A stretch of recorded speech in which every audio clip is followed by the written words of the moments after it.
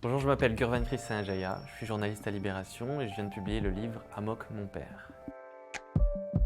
À l'origine, ce livre est né d'une volonté. Je pensais aux enfants qui grandissaient sans papa. Je me disais que peut-être que de donner un point de vue de ce que j'avais vécu pourrait être intéressant.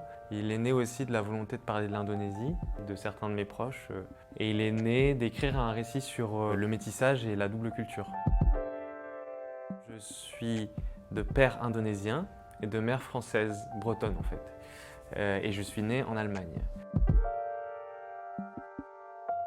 Ce livre raconte une quête, c'est à la fois la quête de soi et à la fois la quête du père. Dans la quête du père, il y a cette chose très difficile puisque c'est un Asiatique, il ne veut pas perdre la face. Je me dis, on va le faire boire, on va le faire picoler. On est à Bali, il fait beau, il fait chaud, il y a des touristes. Certains Asiatiques, quand ils boivent, ils peuvent lâcher des choses plus facilement. Et donc on le fait boire et en fait on se rend compte que même l'alcool ne le désigne pas assez pour avoir des réponses.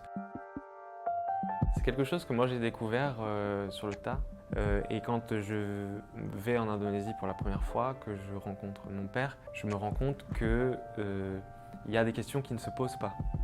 Lui demander pourquoi tu es parti, ça ne se pose pas. Je savais que j'étais indonésien, et je porte un nom de famille indonésien. Et en fait, ma mère est blonde aux yeux bleus, donc mon étrangeté, entre guillemets, c'est-à-dire ma différence, vient d'une personne qui est absente. Donc ma mère, pour qu'on garde un lien avec ça, nous faisait voir tous les documentaires de Thalassa. Je me disais, parmi ces images, je regardais, je me disais, parmi les papous, peut-être qu'il y a mon père. J'ai été en paix à partir du moment où j'ai accepté cette double culture, je la vivais pour moi. C'était un choix que je faisais. Souvent, quand on est métis, les gens te rencontrent et ils te scrutent, ils te passent au laser. Et moi, je suis français aujourd'hui si j'ai envie. Demain, je prends l'avion, je sens l'odeur du durian, je vois plein de tissus batik et tout. Je peux me sentir indonésien et je serai indonésien.